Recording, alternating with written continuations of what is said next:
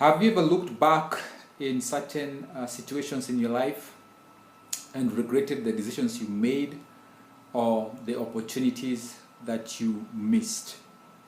Have you looked back in your life and regretted a lost opportunity? Well, I have. Many years ago, as a young guy, just freshly employed, still very single, the circle of the organization where I was working was bought some land in Kitangela, Kajiado, and so subdividing the land and were encouraging us to purchase these pieces of land. And for some reason, as a young man, not married, was wondering why should I be doing this. That place seemed to be so far off, and was wondering who will ever settle in that place. And so, in spite of the encouragements and being, encouraged to buy land in that place, I didn't. And so the first phase went, the second phase went, the third phase went, and it's only in the fourth phase that, again, after a lot of persuasion, I was able to get myself one plot. Fast forward many years later, married man with children, and just seeing how I need to develop myself, and with the land thing having caught up with us, I look back and wonder, what if I had bought 3, 4, 5 of those pieces of plots? I would be talking very differently today. Having seen the value of land and appreciated the value of land as I have come to today.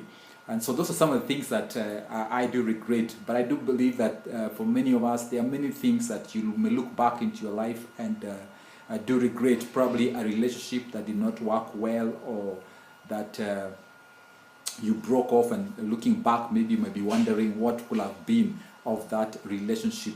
There could have been maybe job opportunities that you let go then, that looking back you may be wondering, what if I had seized that moment, seized my opportunity? And there are so many things that we may be able to look back and wonder, and sometimes regret having not taken the opportunities that were availed to us. I think there's a Chinese proverb that says the best time to do something was 10 years ago. It always seems that way. The best time to have done something was several years ago, maybe 10 years ago. But then it goes ahead and says that, and the next best time to do something is now. And so no matter what regrets we may have, no matter what missed opportunities we may feel that we have lost, there's always still another opportunity. And as much as we are alive today, we can seize the moment and do the things that we may need to do. And so this morning I want to talk about, and my prayer today is that we will not come to a place where we look back and regret so many things in our lives, especially those very important decisions. And so last week, even as I was preaching, and I shared with us about the year that was, and I talked about King Uzziah, and saying that in that year, the year that for the prophet Isaiah, in that year, the year that King Uzziah died, he says that he saw the Lord. In that year, something significant happened to him. And I talked about several significant years in our lives. And we can maybe look back again to some years where we missed or lost certain opportunities in our lives.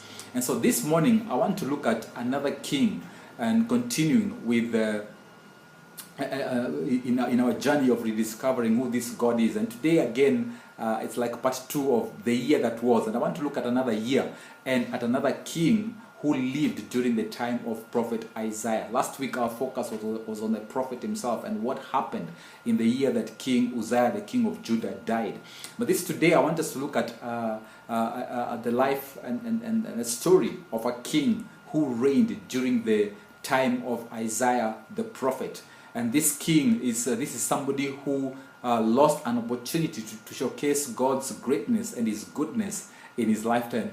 And we're going to be looking at one of the best kings who ever served in the nation of Judah. Remember, as I said earlier, Israel, because of the rebellious nature, were divided into two kingdoms, the northern kingdom, the Israel, and the southern kingdom, Judah. Now, the prophet Isaiah was a prophet to the southern kingdom of Judah. And this king reigned in Judah, whose capital was Jerusalem. And he was among the few kings who did good. There were kings who were bad. Think about people like Ahab, even as We learned earlier, such a wicked king who did evil in the sight of God. Kings that did things that led to apostasy and a rebellion of the people against their God. But there were also kings who brought about reforms, who did that which was right in the sight of the Lord. And one of those kings is a king I want us to focus on this morning, and that's King Hezekiah. And this king was the son of another king, Ahaz, of Judah, and he was 25 years when he became king, and he reigned in Jerusalem, which, as I said, was the capital of Judah, for 29 years. He removed the high places, smashed the sacred stones, and cut down the Asherah poles. He even broke into pieces. Imagine this, the bronze snake that Moses had made. Remember in the book of, I think, Numbers, when the people were being bitten by snakes in the wilderness, Moses put up a bronze serpent and raised it up, and whoever was bitten by that serpent, when they looked at that cross, at the snake, the bronze snake, the bronze snake, they will be healed, a sign of what was to come in future. But like is the nature of human beings, these people had begun even to worship that brazen snake that Moses had raised up in the wilderness. And so King Hezekiah broke into pieces the bronze snake, this bronze snake that these people had begun to worship and burn incense to. They called it Nehushtan. It was one of the idols that they worshipped. His story, so Hezekiah's story is found in 2 Kings chapters 18 to 20, 2 Chronicles 30 to 32, and Isaiah 37 to 39. All these portions of scriptures are very, very identical as they give the life journey of this one King Hezekiah. But like I said earlier, he was one of the very few good kings who reigned over Judah. But like Uzziah before him, he also began well, but didn't quite finish well. They say that the greatness of a man is not determined by how well he starts, but by how well he finishes. And it seems that some of these good kings in Israel and Judah this did not apply in their lives, because they began well, but their finish or their end was not as good. And so I want us to jump to the very end of Hezekiah's life, and I'll be reading from the book of Isaiah chapter 39. Remember, his story is covered from chapter 37, 38, and 39 of the book of Isaiah. And so I want us to go right in to the very end of his life. And this is in Isaiah 39, and you can read the whole chapter. It's going to serve as our text today. But I want to read it. I won't read the whole of that chapter for the sake of time. But please do read the whole of that chapter. That's our text for this morning, and I'm going to be able to draw certain truths from this chapter. The chapter comes after chapter 37 and 38, where great things have happened. First is a threat from Sennacherib, king of Assyria. Remember, the Assyrians were one of the nations that God used to punish Israel and Judah because of their disobedience. And so this is some of the rulers, or some of the most powerful kings that were empires that did exist then. So Sennacherib, king of Assyria, threatened to wipe out Jerusalem. And so because of that threat, and he sends envoys with letters, telling him, what is this confidence that you have in God, and who is this that you're depending on? Why are you deceiving the people of Israel? I'll come. And then it even shows them how he has destroyed the other kings, contemporaries of King Hezekiah.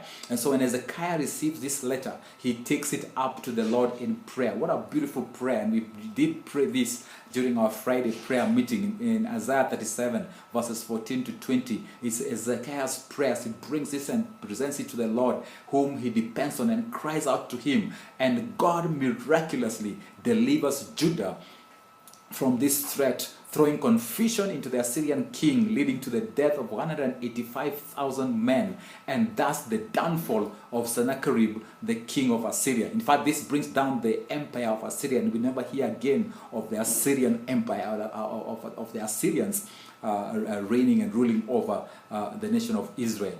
And after that, in Isaiah chapter 38, Hezekiah gets infected by a disease as dreadful. I almost said COVID-19, but it's a disease as dreadful as COVID-19. We don't know what kind of sickness this was, but he gets terribly ill that he is at the point of death. And if it was today, he might have been probably been in the ICU or flown, being a king, being a ruler of his nation, maybe flown into some country with some great medical facilities. So Hezekiah is at the point of death. And so the prophet Isaiah goes to him the way a pastor will visit one of his congregants in the hospital to pray for him. And he comes and tells him, now I don't know, I'm not sure if this is the word of the Lord, but he tells him to put his house in order, for he is going to die.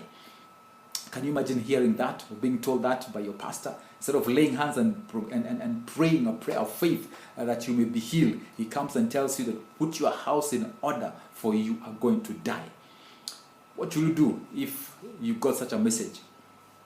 You have this terminal disease or get this terrible virus, and the doctor tells you there is nothing else they can do. Please go home. Or even your pastor who comes to pray for you tells you, no, put your house in order. You are going to die. And so Hezekiah turned his face to the wall. Maybe you know how the beds are, so maybe his bed was there's the side that faces the door, but this side facing the wall. He faces the wall and prayed to the Lord. And he says, and listen to his prayer. He says, remember, O Lord, how I have walked and I've walked before you faithfully and with wholehearted devotion, and I have done what is good in your eyes. He reminds God of his goodness, of his testimony, how he has walked faithfully before him and with wholehearted devotion, and I've done what is good in the sight of God. And God, and just as he prays to the Lord, and before maybe Isaiah, I'm imagining, if it was these days, before the pastor gets out in the car, goes to the parking lot, and as he's in the parking lot, the man of God gets a message, and God tells him, go back to Isaiah. Then the word of the Lord, it says, came to Isaiah, go and tell Hezekiah, this is what the Lord, the God of your father David says, I have heard your cry, your prayer, and seen your tears. I will add 15 years to your life, and I will deliver you and this city from the hand of the king of Assyria. I will defend the city. Isaiah 38 verses 2 to 6. What a miracle again. Hezekiah is instantly healed. Hezekiah doesn't die, but is added another 15 years in his life. Imagine living your life knowing that you have another 15 years. So no matter what threats come your way, no matter what pandemic hits, no matter what accidents or dangerous places you are, or if the plane is going to crash, you are sure you're not going to die because God promised him another 15 years. Now on top of that, the Lord gives Hezekiah a sign through the same prophet Isaiah. And the third miracle, this great sign that God gives to Hezekiah is that I will make the shadow cast by the sun go back the 10 steps it has gone down the stairway of Ahaz.